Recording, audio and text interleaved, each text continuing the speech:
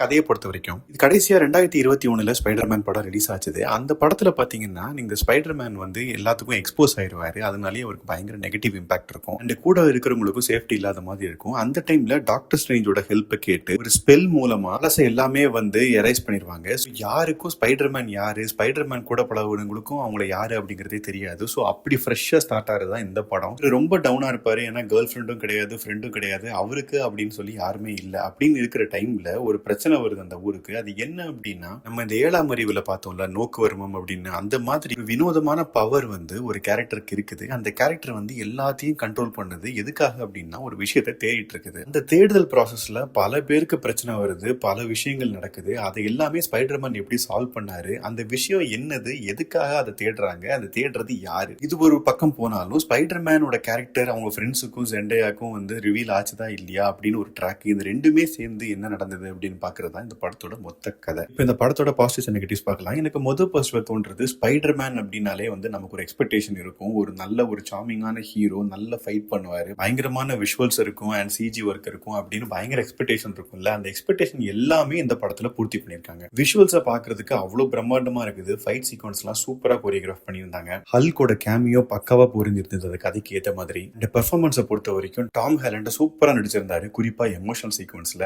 அதே மாதிரி சேடி சிங்க்கும் ஒரு வெயிட்டான கேரக்டர், அது நீங்க படத்துல பார்த்து நீங்க தெரிஞ்சுக்கோங்க. அவங்களும் சூப்பரா பெர்ஃபார்ம் பண்ணியிருந்தாங்க. இந்த படத்துல நான் சொன்ன மாதிரி எமோஷனல் சீக்வன்ஸ் வந்து நல்லாவே ஒர்க் அவுட் ஆயிருக்குது. அண்ட் அங்கங்க வர காமெடியும் நல்லா இருந்தது பாக்குறதுக்கு. கிளைமேக்ஸ் ஃபைட் சீக்வன்ஸ் வந்து ரொம்பவே சூப்பரா எடுத்திருந்தாங்க. டெக்னிக்கலா சினிமோட்டோகிராஃபி அண்ட் பிஜிஎம் ரெண்டுமே ரொம்பவே நல்லா இருந்தது. இதெல்லாம் தான் இந்த படத்தோட பாசிட்டிவ்ஸ். நெகட்டிவ் சைட் பார்க்கணும்னா எனக்கு பெரிய நெகட்டிவா இந்த படத்துல எதுவுமே தோணல. ஏன்னா எல்லாமே பூர்த்தி பண்ணியிருந்தாங்க இந்த படத்தை பொறுத்த வரைக்கும். அண்ட் ஒரே குறையா எனக்கு தோன்றது வந்து, இந்த படத்தை 3Dல நான் பார்த்தேன், பட் ஆனா 3Dக்கான எஃபெக்டே இல்ல. இவங்க 3Dக்காக எடுக்கல, 2Dயை வந்து 3Dயா கன்வெர்ட் பண்ணிருக்காங்க. ஸ்கிரீன்ல பார்க்கும்போது ரொம்ப தெளிவா தெரியுது. அதனால 3Dக்காக வெயிட் பண்ணாதீங்க. 2Dல இருந்தாலே பெரிய ஸ்கிரீன்ல இருந்தா முடிஞ்சா பாருங்க. மொத்தத்தில் இந்த படத்தை பொறுத்த வரைக்கும் 5 வருஷத்துக்கு அப்புறம் ஸ்பைடர்மேன் சீரீஸ்ல ஒரு படம் ரிலீஸ் ஆயிருக்குது. எல்லா விஷயங்களும் பூர்த்தி பண்ணிருக்குது. இந்த படம் கண்டிப்பா நீங்க ஃபேமிலியோட, குழந்தைங்களோட தியேட்டர்ஸ்ல பார்க்கலாம்.